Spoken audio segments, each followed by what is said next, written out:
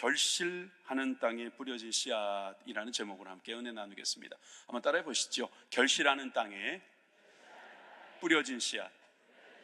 네, 소위 씨 뿌리는 비유라는 말씀인데, 결실하는 땅에 뿌려진 씨앗이라고 저는 조금 더 길고 좀 더 분명하고 디테일하게 말씀을 드리고 있습니다. 지난주에 우리는 대적하거나 또 뜻대로 사는 그런 사람들이 있음을 보면서 우리가 누구든지 성령을 모독하면 주님을 대적하는 거라고 그랬어요. 누구든지 하나님의 뜻대로 살면 하나님의 가족이라고 말씀하셨어요. 여러분, 이 축복이 있기를 바랍니다. 여러분, 대적하지 않으시기를 바랍니다. 예, 축복합니다. 자, 오늘 마가복음 3장 28절에서 30절 말씀 함께 보십니다.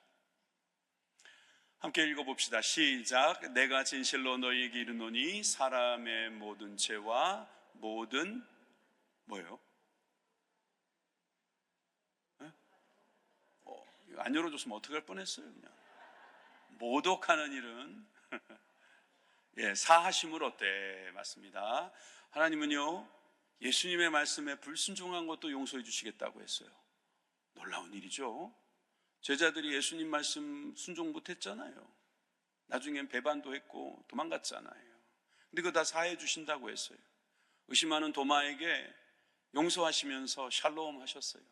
여러분, 그런데 29절은 매우 충격적입니다. 함께 읽습니다. 시작. 누구든지 성령을 모독하는 자는 영원히 사하심을 얻지 못하고 영원한 죄가 되느니라 하시니 이는 그들이 말하기를 더러운 귀신이 들렸다 함이로라. 여러분, 우리는 성령님이 아니고서는 하나님을 믿을 수 없어요. 예수님을 주님이라고 고백할 수 없습니다. 예수님을 구세주로 시인하시는 분들은 아멘 하십시다.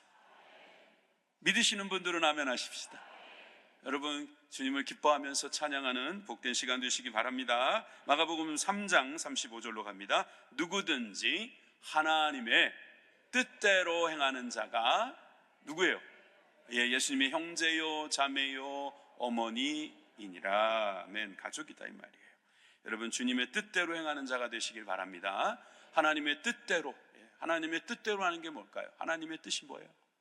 여러 가지가 있겠지만 가장 대표적인 뜻은 하나님의 아들을 믿는 것이 하나님의 뜻대로 하는 거예요. 하나님께서 보내신 이를 믿는 것이 하나님의 뜻입니다. 예수님을 믿으시길 바랍니다. 여러분, 예수님을 믿는다는 말에 수없이 많은 의미가 들어 있습니다만 제일 중요한 것은 예수님의 뜻이라고 하는 이 분명한 진리입니다.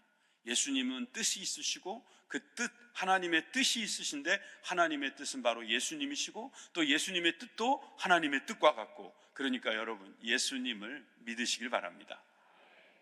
자, 이렇게 우리가 대적하는 자나 또는 뜻대로 사는 자의 모습을 보았다면 이제 마가복음은 계속해서 우리들에게 다음 페이지로 넘어가게 해주십니다. 그 전에 우리가 다시 한번, 우리 지난주에는 그냥 생략했고 이번 주 한번 더 여러분 기억이 또 가물가물해질 때 한번 더 보시는 게 좋겠습니다. 마가복음 구조와 요점에 대해서 함께 살펴봅니다. 복음의 시작을 마가복음 1장에서 보여줍니다. 첫째, 세례 요한이 외치는 소리가 있습니다. 세례 요한이 먼저 등장하지요. 물론 마가복음은 복음을 전하시는 말씀입니다만 그것을 하기 위해서 먼저 세례 요한을 등장시키십니다. 또 요한에게, 그 세례 요한에게 세례를 받으시는 예수님이 등장하지요. 그 이후에 광야에서 시험을 받으십니다. 그리고 나서 이제 갈릴리로 넘어가시는데, 갈릴리는 예수님이 나신 곳, 자라신 곳입니다. 나신 곳은 베들레헴이고 어린 시절 자란 곳이 바로 갈릴리지요. 그 갈릴리에서 예수님은 이렇게 사역을 시작하십니다. 하나님의 복음을 전파하시고 어부였던 제자들을 부르시고 귀신 들린 사람을 고치시고 많은 병자들을 치료하시고 온 갈릴리를 다니면서 전도하십니다. 나병 환자를 깨끗게 하시고 중풍병자를 고치시고 레위, 마태, 즉 마태를 제자로 부르십니다. 아까 불렀던 제자들은 어부였던 제자, 이번에는 마태, 즉 세리였던 제자를 부르셨다 하는 내용이 마가복음에는 특별히 나와 있습니다. 또 금식에 대하여 말씀하실 기회가 있었습니다. 안식일에 대해서 또 큰 무리와 병자들이 예수님께 나오는 모습도 있었고, 그리고 12제자, 여러분 큰 무리와 12제자는 분명히 대비됩니다. 주님께서 12제자는 세우시고 전도로 보내셨습니다. 여러분들은 큰 무리입니까? 제자입니까? 여러분들은 군중입니까? 제자입니까? 여러분들은 예수님의 팬입니까? 아니면 제자입니까? 이렇게 질문하면 여러분 답을 하셔야 될 것 같습니다. 예수님이 귀신 들렸다고 오해를 받으셨죠? 그러나 그것은 단순히 그들이 모함하기 위한 것이지 절대로 예수님은 귀신과 손잡고 일하실 수도 없고 그럴 필요도 없습니다. 자, 그리고 예수님의 가족들이 방문했다 그랬어요. 그래서 예수님의 어머니와 형제자매가 등장하고요. 또 네 가지 오늘 본문에서 우리가 보게 되는 씨 뿌리는 비유가 나오고 또 바로 이어서 등경 비유, 또 씨, 겨자씨 이런 씨가 주로 비유에 등장하는 마가복음 4장. 마가복음 4장에는 비유가 주로 많이 등장한다. 자, 이렇게 보시면 될 것 같아요. 갈릴리 사역을 하시면서 말씀을 전하실 때 비유로 말씀하시는 대목이 지금 오늘 우리가 보게 될 대목입니다. 다음 주까지 아마 비유에 대한 말씀을 하게 될 거예요. 그럼 마가복음 지금 우리가 하나하나 조금 더 깊이 있게 그리고 자세하게 살펴보기 때문에 여러분 반복적으로 보시면서 예수님의 말씀이 어떤 말씀인가 귀담아 듣고 은혜 받으시기를 바랍니다. 자, 예수님께서 이제 다시 바닷가로 가십니다. 저 이 대목이 참 멋있었어요. 다시 바닷가. 4장 1절을 보시겠습니다. 4장 1절에 예수께서 다시 바닷가에서 가르치시니, 예수님께서 전도하는 장소는 공회도 있었습니다만 바닷가, 삶의 터전, 사람들의 땀이 있는 곳, 사람들의 어려움이 있는 곳, 사람들의 여러 가지 필요가 있는 그곳에 주님께서는 가셔서 큰 무리가 모이는 가운데서 바다에 떠 있는 배에 올라앉으시고 무리들은 바닷가 육지에 앉아 있으면서 말씀을 가르치십니다. 그게 여러 가지 비유로 가르치셨다 말씀하셨고, 그 가르치는 중에 그들에게 이르시되, 이 그들은 누굽니까? 큰 무리. 일단 큰 무리들이 지금 비유를 통해서 듣게 되었다라고 말합니다. 무엇을 가지고 말씀을 전하셨다고요? 비유를 가지고 하셨다고요. 비유. 여러분, 이 비유는 무슨 비유인가를 성경은 이렇게 말씀해주고 있습니다. 11절, 하나님 나라의 비밀, 너에게는 주었으나 외인에게는 모든 것을 비유로 하나니. 그러니까 비밀을 전하기 제일 좋은 방법이 비유예요. 남들이 모르게 하려면, 외인, 즉 남들이 모르게 하려면 그게 비밀인데 어떻게 하면 좋은가? 비유하면 돼요. 비유. 또 26절에 보니까 하나님의 나라는 사람이 씨를 땅에 뿌린과 같다 해가지고 그 다음에 등장하는 비유도 하나님 나라. 또 30절에 우리가 하나님의 나라를 어떻게 비교하며 무슨 비유로 나타낼까 할 때 비유하는 바로 하나님의 나라.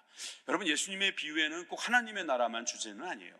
그런데 4장에는 주로 하나님의 나라에 대한 비유가 나온다 하는 사실을 함께 보실 수 있길 바랍니다. 그리고 여러분, 우리가 이 비유는 다시 한번 말씀드리지만 비밀이기 때문에 아무에게나 들려주지 않으려는 의도가 있다는 거예요. 비유는 비밀을 증거하는 방법이다. 그래서 11절, 12절을 다시 한번 읽어봅시다. 시작. 이르시되 하나님 나라의 비밀을 너희에게는 주었으나 외인에게는 모든 것을 비유로 하나니 이는 그들로 보기는 보아도 알지 못하며 듣기는 들어도 깨닫지 못하게 하여 돌이켜 죄사함을 얻지 못하게 하려 함이라 하시고. 여러분, 13절은 제가 준비를 안 했는데 여러분 성경으로 한번 밑줄을 한번 그어 보시겠어요? 13절입니다. 4장 13절을 한번 보시면서 4장 13절 같이 읽어볼까요?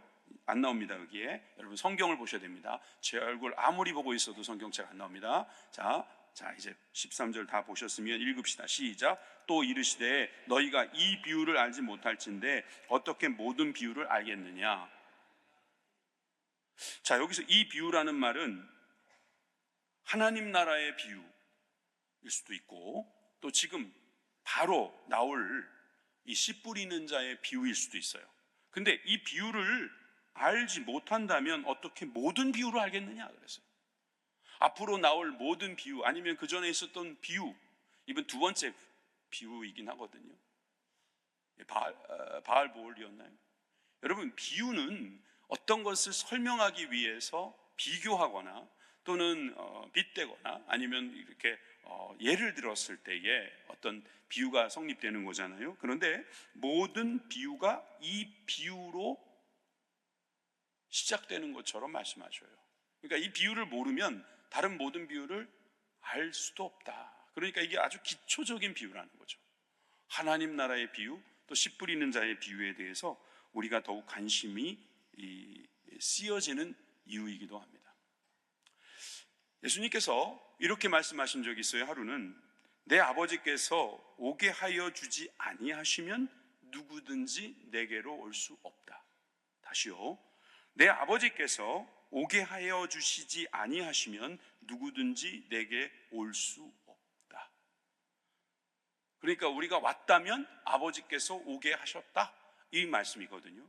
근데 이 말씀이 좀 이상했나 봐요. 너무 이상했나 봐요. 그 다음의 대목이 요한복음 6장 66절에 나옵니다.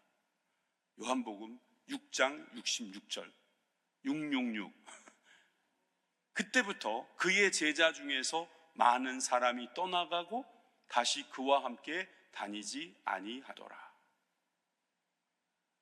제자 중에서 많은 사람이 떠났대. 12제자만 있는 건 아니겠죠. 예수님을 따라다니는 사람, 예수님께서 보내시는 사람, 여러분 예수님의 말씀을 듣고 배우고 흉내내고 따라가는 사람, 여러분 다 제자인데 그의 제자 중에서 많은 사람이 떠났어요. 12제자 중에 떠난 사람은 일단 없어 보입니다만 예수님께서 내 아버지께서 오게 하여 주시지 아니하시면 누구든지 내게로 올 수 없다, 이 말만 듣고 예수님을 떠난 사람이 많더라. 비유는 좀 쉽게 말하면 떠나게 만들려고 비밀로 필요한 사람에게만 주는 말씀입니다.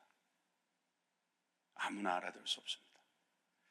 이제부터 보게 될 이 비유는 사실 되게 쉬운 비유고, 이게 뭐 그렇게 대단하냐라고 말하고, 나는 믿어진다 그러고, 나는 이게 못 믿는 사람이 이해가 안 된다고 말씀하실 수 있습니다. 그런데 이 비유를 듣고 이것을 하나님의 나라의 비유라고 믿는 것부터 시작해서, 그 하나님의 나라는 씨, 땅, 여러분 씨와 땅, 이 두 가지가 하나님 나라와 연관되어 있다라고 이건 믿는 것이 쉬운 거 아닙니다. 이것은 지금 생물학을 공부하는 것도 아니고 자연의 이치를, 우리 뻔한 자연의 이치를 우리가 다시 확인하려는 것이 아니에요. 이것은 정말 하나님 나라에 대한 이야기예요. 이것을 믿을 수 있는가, 이것을 듣고 계속해서 제자로 살아갈 수 있느냐라는 문제를 여러분 한번 생각해 보시면 좋겠습니다. 자, 먼저 씨와 씨 뿌리는 자에 대한 내용을 살펴보도록 하겠습니다. 왜냐하면 이 비유에는 씨가 등장하고 그리고 그 씨를 뿌리는 자가 등장합니다.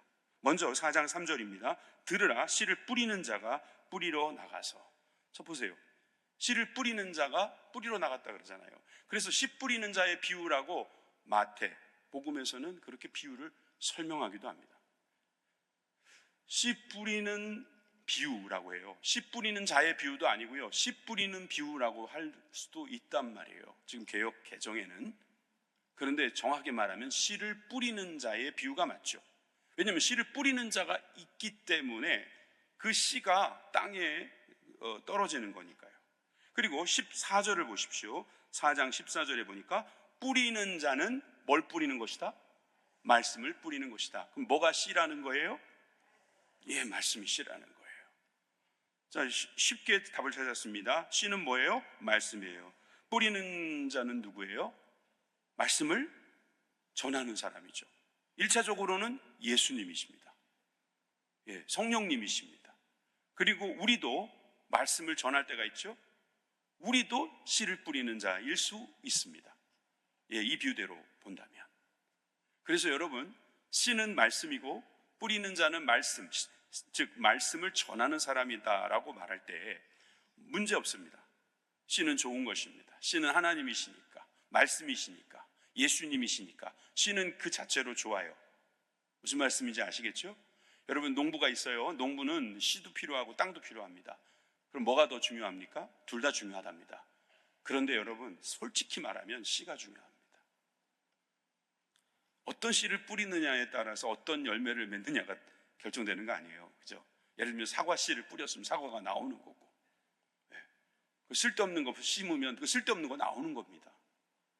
정말 필요한 것을 심었다면 필요한 게 나오는 거니까. 그리고 건강한 씨를 심으면 또 건강한 열매를 맺을 수가 있겠죠.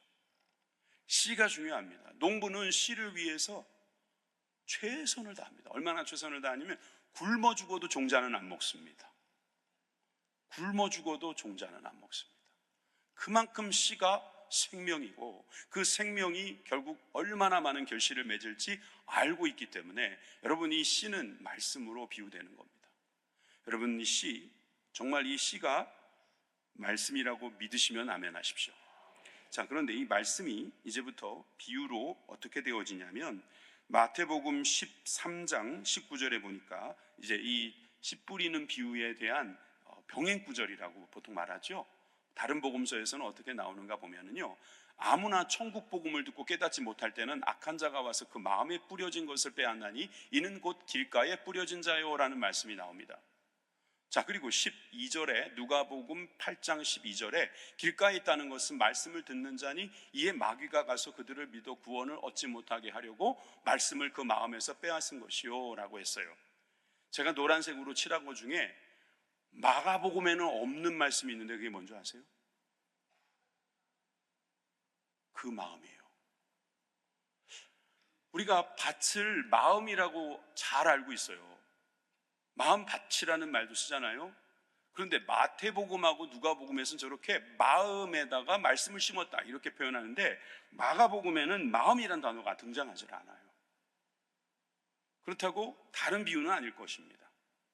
그러니까 이제 오늘은 편의상 저는 밭을 마음으로 설명하는 거에 대해서 여러분도 이해하십시오.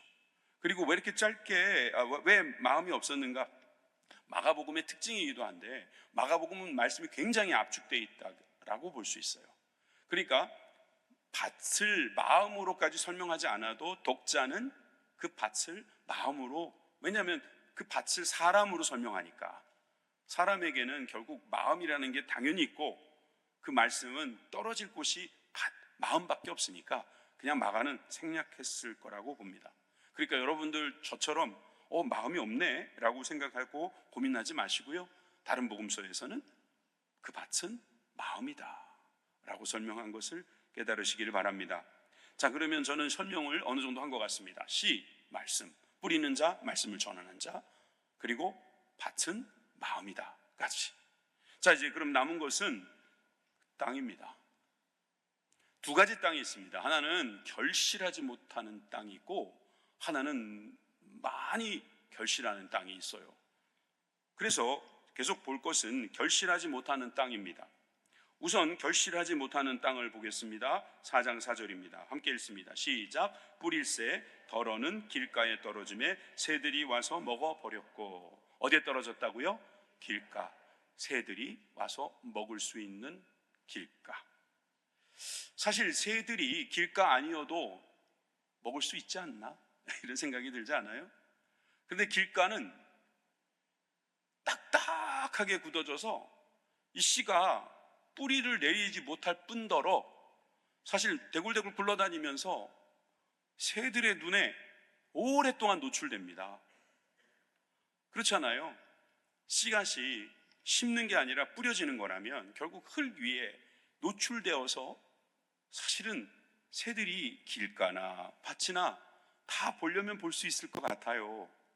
그런데 길가는 확실히 무엇을 알 수 있냐면은 뿌리 내리기가 어렵다. 단단하게 굳어져 있기 때문에. 얼마 전에도 주일 설교에서 제가 단단한 마음에 대하여 말씀을 드린 바가 있습니다. 여러분, 살같이 부드러운 마음을 주님께 받으시길 바랍니다. 왜냐하면 그것은 바로 말씀을 받기에 좋은 것이기 때문입니다. 14절에 가면 예수님께서 해석을 해주시는 장면이 나오잖아요. 여러분, 예수님께서 비유를 간단하게 말씀하시고 이 비유에 대해서 해석을 해줘요. 누구한테? 제자들에게.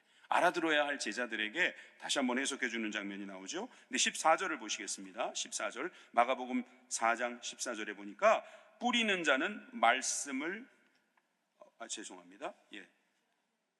4장 15절 보겠습니다. 다시 시작. 말씀이 길가에 뿌려졌다는 것은 이들을 가르킴이니 곧 말씀을 들었을 때에 사탄이 즉시 와서 그들에게 뿌려진 말씀을 빼앗는 것이요. 새를 뭐로 비유했어요? 이게 사탄을 새로 비유한 거죠, 그죠? 말씀을 들었는데 사탄이 어떻게 온다고요? 즉시 와요. 즉시 와요. 사탄이 그냥 즉시 와서 이거 내 거다 그러고 그냥 가져가 버리는 거예요. 그들에게 뿌려진 말씀을 빼앗는다는 거예요. 여러분, 우리가 신앙생활하는 데 있어서 사탄이 있을 거라고 아는 것이 매우 중요합니다. 사탄도 있다는 걸 알아야 돼요. 사탄은 우리가 말씀을 듣고 있을 때 가만히 지켜보고 있다가 우리가 그 말씀을 받지 않으면 즉시 자기 것인 줄 알고 빼앗아 가더라, 이 말입니다. 자, 그러면 이 말씀을 어떻게 이해해야 될까요? 야고보서 1장 22절로 설명하겠습니다. 다 같이 읽겠습니다. 시작. 너희는 말씀을 행하는 자가 되고 듣기만 하여 자신을 속이는 자가 되지 말라. 길도 땅이에요. 길도 땅이기 때문에 계속 놔두면 언젠가는 뿌리를 내릴 겁니다. 속이는 거예요. 여러분, 돌같이 단단한 흙에는요, 아무리 시간이 지나도요, 되지 않아요. 그 이유는 뭐냐면 새들이 먹기 때문입니다. 새들이 가만히 두질 않아요. 새들이 가만히 두지 않는다, 이 말은요, 우리 성도들이 말씀을 받아 먹지 않으면 사단이 우리를 밀가부르듯이 까불어서 결국 우리를 넘어뜨린다, 이 말입니다. 말씀을 못 들으면 결국 죽는 거잖아요. 여러분, 결실하지 못하는 건 그냥 사라졌다는 거예요. 없어졌다는 거예요. 말씀이 사라지면 더 이상 그 말씀으로 공급받을 수 있는 힘이 없어지니 그 다음엔 볼 필요도 없죠. 여러분들의 마음은 어떻습니까? 한번 진단해 보십시오. 사실 밭 옆에 길이 있는 겁니다. 밭하고 길은 아주 가까운 차이일 수 있습니다. 심지어 경계도 분명하지 않습니다. 밭도 몇 번 지나다니면 길이 되는 게 원리입니다. 그 정도로 길과 밭은 비슷하게 생겼습니다. 지근지근 밟아버리면 누구든지 밭이 될 수 있어요. 자신들이 얼마나 이 마음 관리를 잘해야 되는지를 여기서 알 수 있습니다. 단단하게 굳어진 마음, 여러분, 이건 큰일 날 일입니다. 내 마음이 요즘에 굳어졌구나 그러면은 쓰러뜨려야 돼요, 자기를. 그래서 주님 앞에 엎드리게 만들 수 있는 그런 하나님의 자녀들 되시기를 바랍니다. 지혜예요, 그게 지혜. 왜 기도하라고 하는지, 또 주님께서 우리를 사랑하시면 때로는 고난도 주셔요. 제가 때로는이라고 표현했나요? 예, 고난을 받으셨을 때, 이거 내가 마음을 부드럽게 하라는 하나님의 뜻이구나, 나의 교만한 마음을 주님께서 부드럽게 하시려는 거구나 라고 생각하면 좋겠습니다. 그런데 계속해서 그냥 사람들이 짓밟고 다니는 대로 그대로 놔뒀다가 길가가 돼버리는 겁니다. 분명히 밭이었는데, 어제는 밭이었는데 오늘 보니까 길이 되어 있는 것, 우리가 용납하면 안 되겠다. 여러분, 두 번째는 결실하지 못하는 땅이 돌밭이라고 했습니다. 예수님의 비유가 참 현실적입니다. 왜냐하면 밭들 중에는 돌을 채 걷어내지 못한 밭도 있기 때문입니다. 왜냐하면 돌은 어디에나 있기 때문에 농부가 그 돌을 다 주워다가 어디다 쌓아놓겠죠. 그럼 흙과 돌이 섞여 있어요. 그럼 그 돌밭입니다. 아니면 이 돌이 있는데도 무슨 이유인지 돌을 걷어내지 못했다. 그러면 그것도 돌밭이에요. 밭은 밭인데 돌밭이에요. 자, 어떻게 될까요? 5절, 6절 다 같이 시작. 더러는 흙이 얕은 돌밭에 떨어짐에 흙이 깊지 아니하므로 곧 싹이 나오나 해가 돋은 후에 타서 뿌리가 없으므로 말랐고. 여러분, 6절에 해가 돋았어요. 해가 돋는 건 좋은 거 아니에요? 해가 돋아야 식물이 자라는 거잖아요. 해는 잘못이 없어요. 해는 영양분을 주려고 했던지도 몰라요. 그 해가 없으면은 도리어 나쁠 수 있는데 해가 돋아났어요. 그러면 할렐루야 하고 그 해를 받아서 이 씨는 뿌리를 내리고 자라가면 그만입니다. 그런데 돌밭이다 보니까 깊지 않았다. 깊지 않았다. 여러분, 신앙에는 깊이도 중요하다는 것입니다. 신앙이 얕아서는 안 되는 거죠. 여러분, 어떻게 하면 깊어질 수 있을까요? 여러분, 우리가 뭔가를 깊이 판다라는 것도 중요하지만 여러분, 장애물을 제거하는 것도 중요합니다. 저는 제가 많이는 안 해봤지만 돌을 치워본 적이 있어요. 그럼 돌을 치우면 그만큼의 공간이 생기죠. 그러면 그만큼의 흙이 들어가거나 그만큼의 공기가 들어가니까 그 가운데는 부드러움이 생기는 거죠. 돌을 치우기만 하십시오. 그러면 그곳은 아주 좋은 땅이 되는 것입니다. 따라해 보십시오. 돌밭은 돌을 치울 때 좋은 밭이 될 수 있다. 제가 볼 땐 이 돌밭은요, 좋은 밭에 가장 가까운 밭이에요. 돌만 치우면 돼요. 이 돌이 뭘까요? 예수님 이렇게 설명하십니다. 16절, 17절 함께 시작. 또 이와 같이 돌밭에 뿌려졌다는 것을 이들을 가리킴이니 곧 말씀을 들을 때에 즉시 기쁨으로 받으나 그 속에 뿌리가 없어 잠깐 견디다가 말씀으로 인하여 환난이나 박해가 일어나는 때에는 곧 넘어지는 자요. 여기 보면은 시간 부사가 많아요. 즉시 말씀을 들을 때는 그 즉시는 기뻐요. 아, 하나님 말씀이다. 이거 지혜로운 말씀이구나. 즉시. 그런데 잠깐, 오래가 아니고 잠깐 뒤에는 또 뭐예요? 곧. 즉시, 잠깐, 곧이라고 하는 굉장히 긴박한, 뭐 때문에? 돌 때문에. 이 돌은 뭐예요? 환난이에요. 박해라고요. 여러분, 환난과 박해가 돌이 될 수 있다는 겁니다. 환난과 박해가 우리에게 유익을 줄 수도 있어요. 돌을 치우면 유익해요. 근데 그 환난과 박해를 계속 붙들고 그 운명론에 빠지는 사람, 다시 말해서 이 환난과 박해가 결국 나를 쓰러뜨리는구나 하고 거기에 무너지는 사람, 아니요, 환난과 돌을 치워버리면 되는 거예요. 목사님, 말이 쉽지 어떻게 치웁니까? 예. 자, 로마서 5장 3절에서 4절 말씀 함께 읽어봅시다. 로마서 5장 3절에서 4절 제가 읽겠습니다. 다만 이뿐 아니라 우리가 환난 중에도 즐거워하나니 이는 환난은 인내를, 인내는 연단을, 연단은 소망을 이루는 줄 알미로다. 돌을 치운다는 건 뭡니까? 환난을 인내로 바꾸는 것입니다. 돌을 치우는 것은요, 돌을 뽑아서 어디다 던져버릴 수 있다는 것이 아닌 거예요. 보니까 인내하면 되는 거예요. 인내하면 돌이 사라지는 거예요. 도리어 그 인내가 소망, 연단을 줄 때 그 연단이 바로 소망을 이루게 된다라고 하는 것이죠. 그러므로 여러분, 이 돌밭이 우리들 가운데 있습니다. 우리는 항상 좋은 밭이 아닐 수도 있습니다. 항상 길가가 아닐 수도 있어요. 그러니까 우리 어떤 날은 돌밭이었다가 또 어떤 날은 길가였다가 막 그런 경우도 없지 않아 있어요. 왜 그럽니까? 돌밭이 제거되지 않아, 돌이 제거되지 않은 밭, 이 환난과 연단을 인내하지 않는 것. 그러니까 즉시 일어나는 거예요. 즉시 문제가 발생합니다. 그럴 때는 즉시 하지 말고 참으면 되는 것입니다. 인내함으로 말미암아 이 모든 일들을 온전히 이루시는 소망의 백성들이 되시기를 주님의 이름으로 축원합니다. 자, 7절 세 번째, 결실하지 못하는 땅, 가시떨기입니다. 가시떨기에 떨어지면 가시가 자라 기운을 막음으로 결실하지 못하였고, 여러분, 이 땅이 있으니까 가시도 같이 자랍니다. 같이 자라서 결국 기운을 막아버립니다. 여러분, 신앙생활에도 이제 기운이 중요하네요. 요즘 사람들은 이걸 기세라고 보통 말을 하는데, 보면 제가 신앙인들 보면 기세가 좋은 분들이 있어요. 아무것도 없는 것 같은데 그냥 기운이 좋아요. 기세가 좋아요. 여러분, 그런 마음은 어떤 마음입니까? 이 가시떨기, 이 가시를 제거한 사람들의 모습이에요. 이 가시떨기는 도대체 뭘까요? 이 가시떨기가 뭐길래 우리의 기운을 막는 걸까요? 예수님은 우리에게 설명해 주십니다. 자, 마가복음 4장 18절에서 19절 다 같이. 또 어떤 이는 가시떨기에 뿌려진 자니 이들은 말씀을 듣기는 하되 세상의 염려와 재물의 유혹과 기타 욕심이 들어와 말씀을 막아 결실하지 못하게 되는 자요.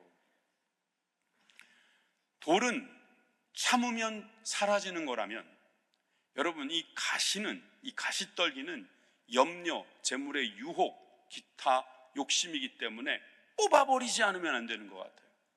왜냐하면 말씀을 막아버리거든요. 뽑아버려야 돼요. 세상에 염려가 찾아옵니다. 유혹이 있습니다.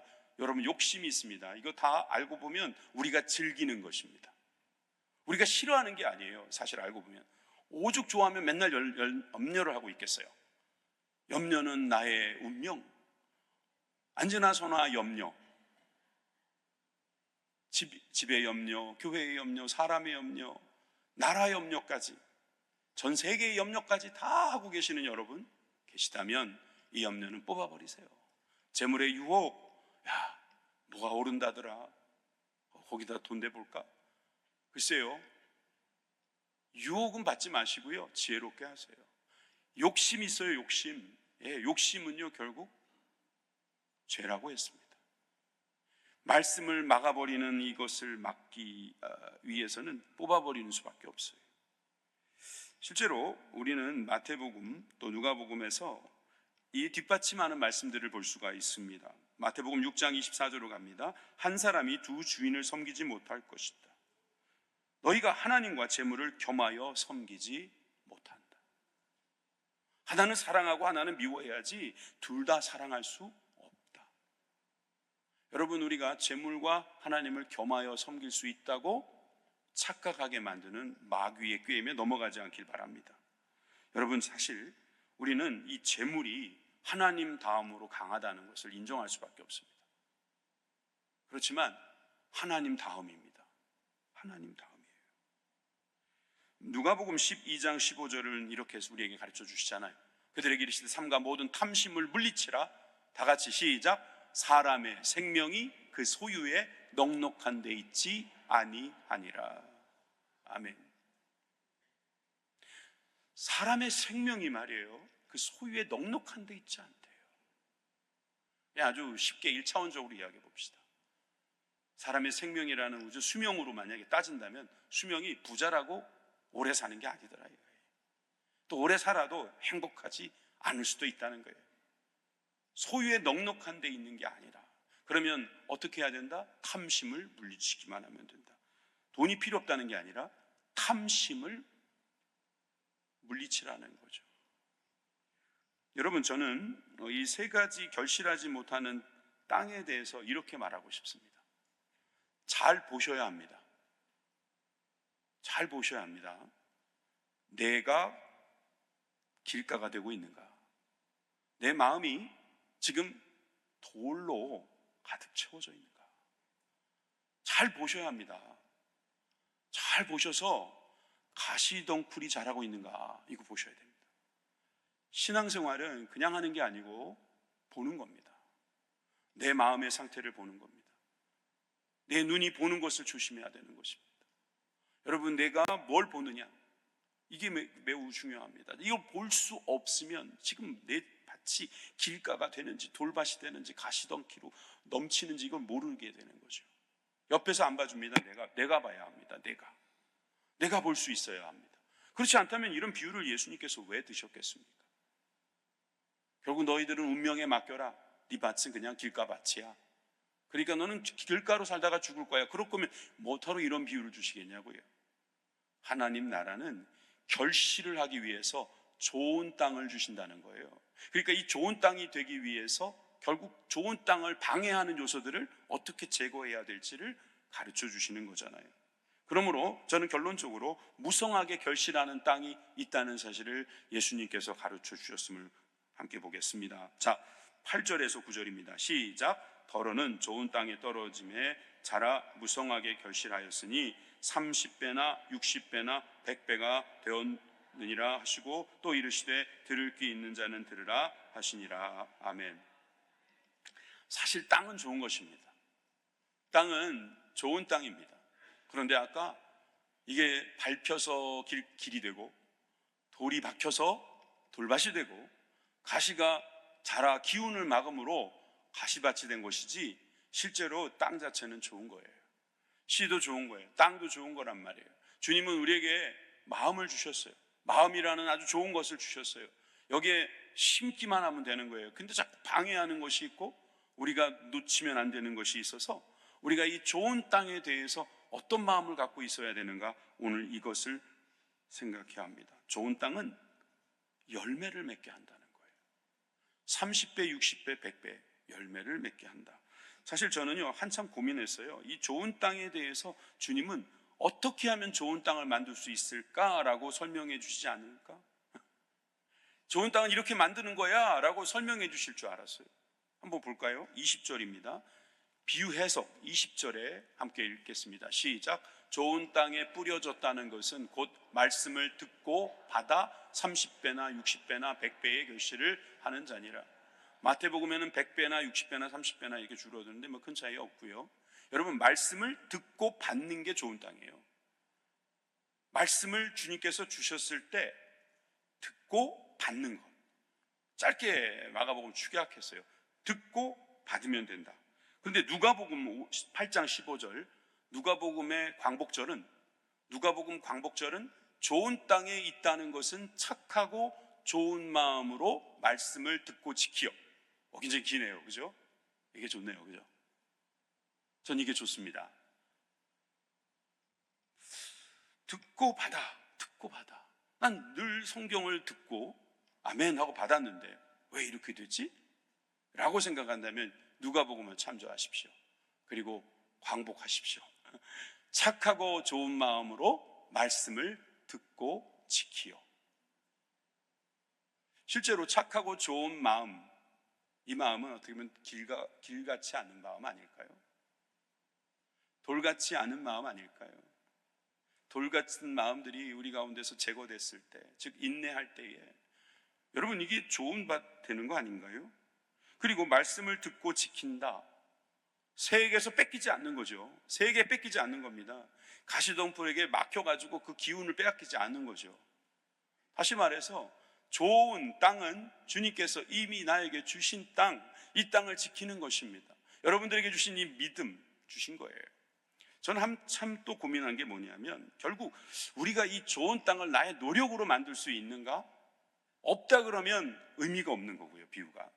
있다 그러면 조심해야 됩니다. 왜냐하면 내가 다 할 수 있다면 내가 구원받을 수 있고 내 힘으로 구원받을 수 있다는 결론이 되거든요. 그러니까 좋은 땅이라는 것은 결국 원래부터 하나님이 주신 땅은 좋았다라고 규정하는 게 맞습니다.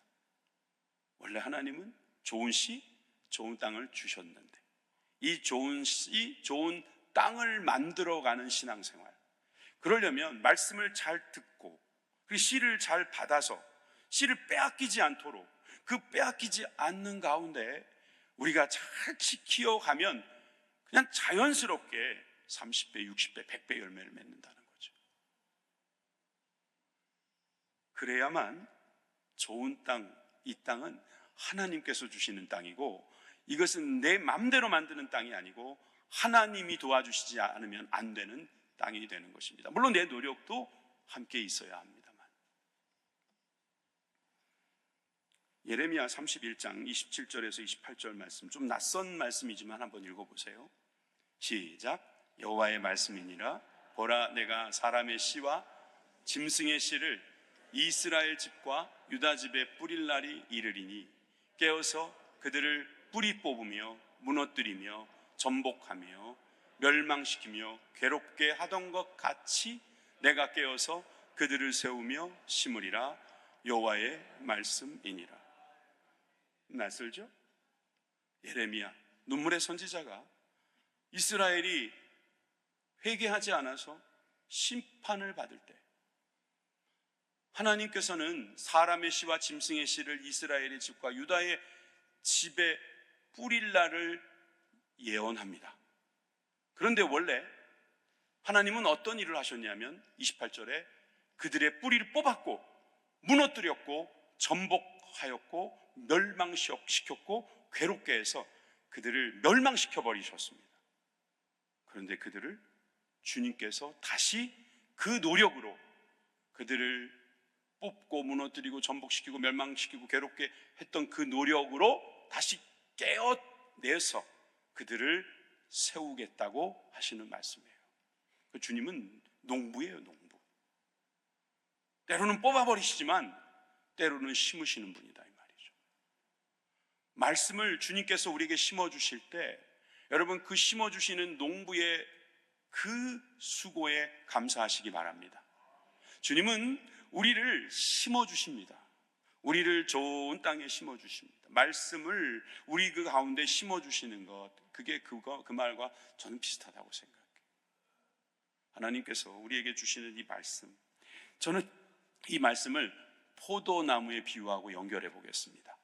요한복음 15장 5절에 나는 포도나무요 너희는 가지라 그가 내 안에 내가 그 안에 거하면 사람이 열매를 많이 맺나니 나를 떠나서는 너희가 아무것도 할 수 없습니다. 우리 밑에 줄만 같이 읽어볼까요? 시작. 나를 떠나서는 너희가 아무것도 할 수 없습니다. 아멘. 주님을 떠나서는 아무것도 할 수 없다. 씨가 땅이 없이는 아무것도 할 수 없다. 여러분, 우리 주님께서는 우리를 좋은 땅으로 만들어 주시겠다고 할 때에 그 좋은 땅은 하나님께서 우리에게 주시는 마음입니다. 그 마음 주님께서 만들어 주시기를 바라시기 바랍니다. 여러분, 우리가 열매 맺고 싶지 않겠습니까? 우리가 결실을 얻고 싶지 않겠냐고요. 누구나 다 성공하고 싶어요. 그죠? 누구나 다 행복하고 싶고요. 누구나 다 잘 되고 싶어요. 누구나 누구 앞에서나 정말 칭찬받고 존경받고 인정받고 싶어요. 그러려면 근본적으로 우리가 생각해야 되는 것은 내가 열심히 하면 되지 이거예요. 이게 세상의 기준이에요. 세상은 내가 열심히 하면 돼.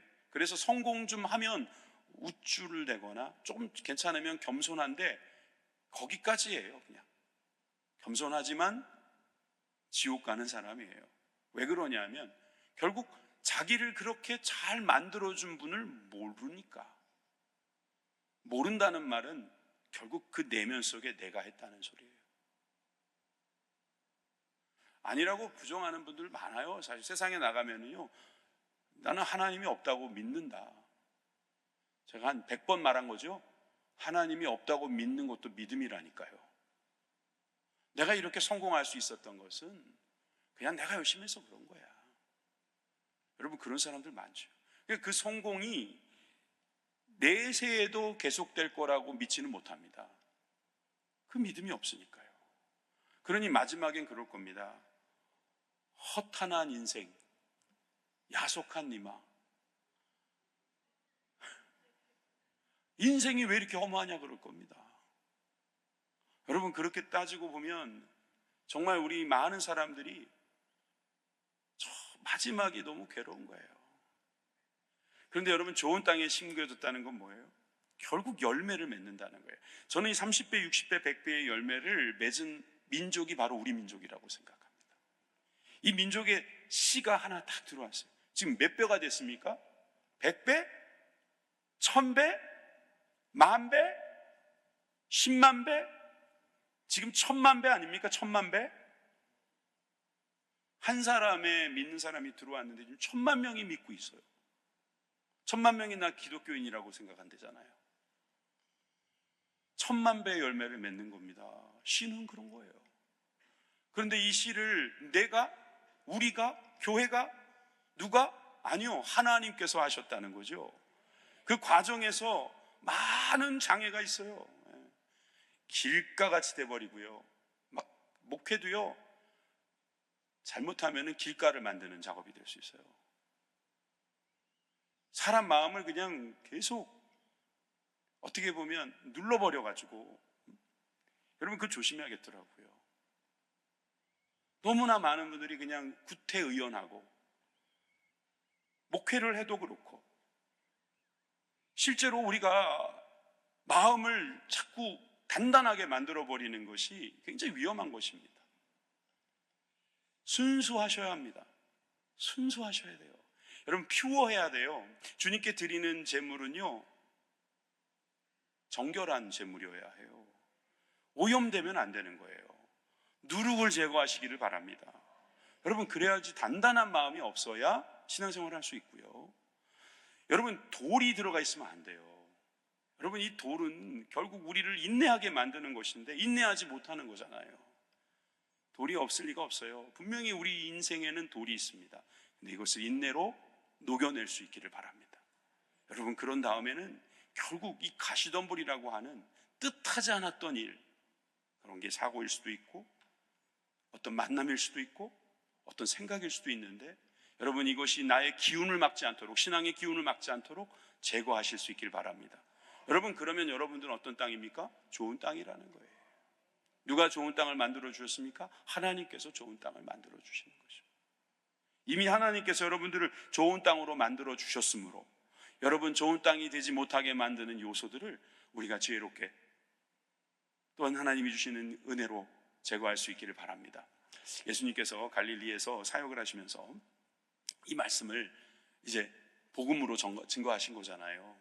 근데 이 복음은 결국 무엇이냐면 성공, 소위 출세하라고 처세술을 가르치신 게 아니라는 거죠. 너에게 있는 이런 거는 이렇게 제거하고 이렇게 제거하고 이렇게 제거하라, 이게 아니고요. 결국 씨는 말씀이고 땅은 너희 마음인데 하나님께서 좋은 씨를 너희 마음에 심어줄 것이니 그 마음을 지켜라, 이 말입니다. 이걸 방해하는 여러 세력들이 있을 것이니 그것과 싸워 이겨라, 이 말씀입니다. 그 말씀을 우리에게 주셨다면 여러분, 우리는 그 말씀에 붙들려서 주님을 떠나서는 우리가 아무것도 할 수 없다, 이 고백이 되기를 주님의 이름으로 축원합니다. 씨가 땅을 만날 때 거기에서 열매가 열리는 것입니다. 결실이 열리는 것입니다. 좋은 땅이 되시기를 주님의 이름으로 축원합니다. 기도하겠습니다.